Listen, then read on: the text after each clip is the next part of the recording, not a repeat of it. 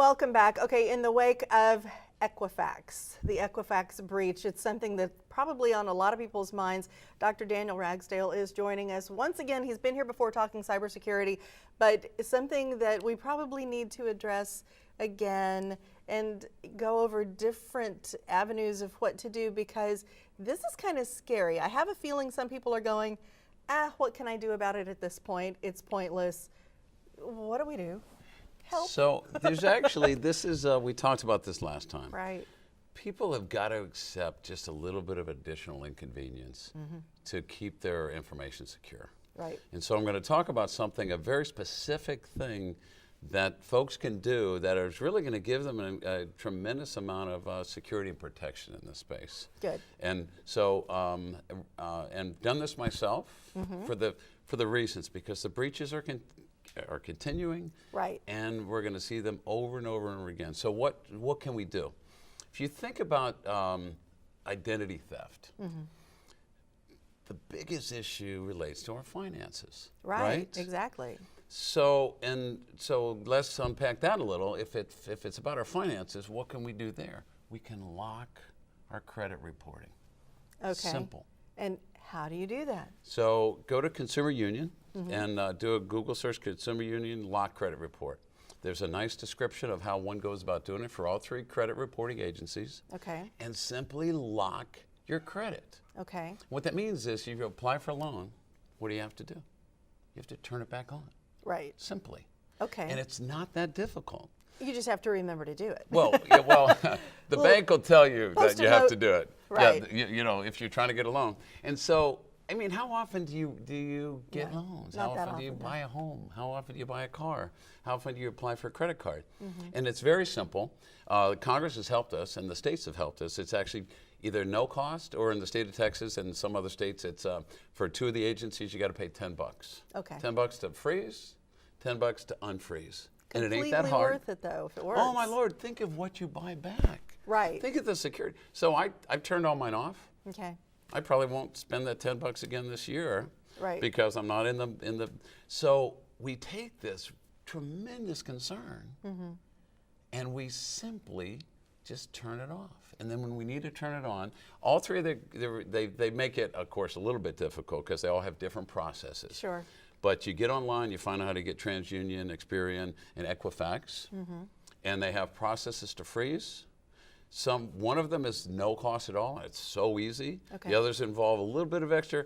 If you have any trouble online, there's numbers to call, and you can make this happen today, and you get back the security of knowing that somebody's not going to steal your identity.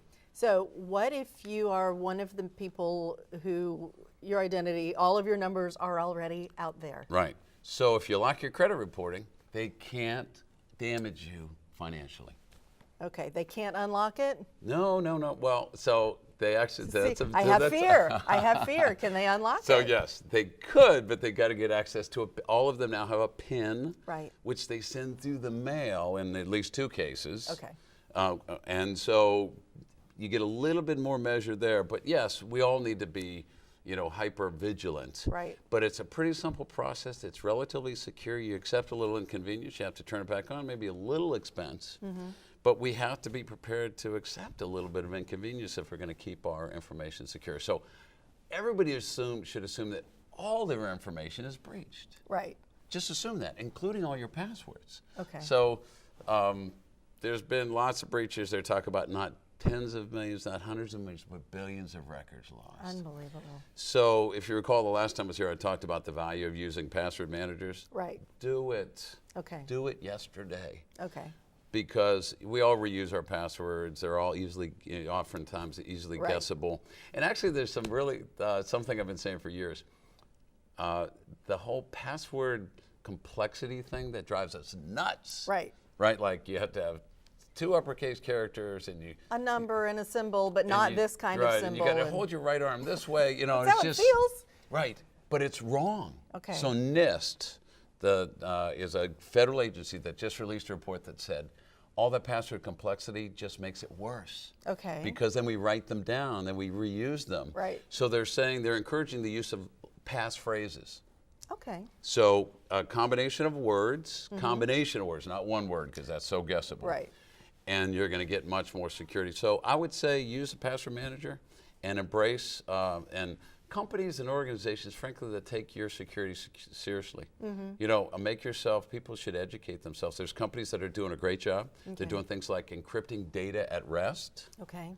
This last Equifax deal, they had lots of data in plain text form. Okay. No one in this day and age should store data unencrypted.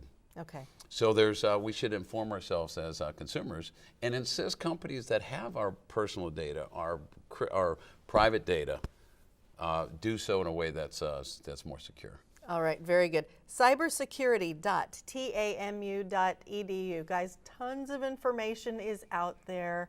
Rags is here to help us, help you. We're doing all that we can. Thank you so much for being here again, and I promise we will do this again because this topic just is never ending.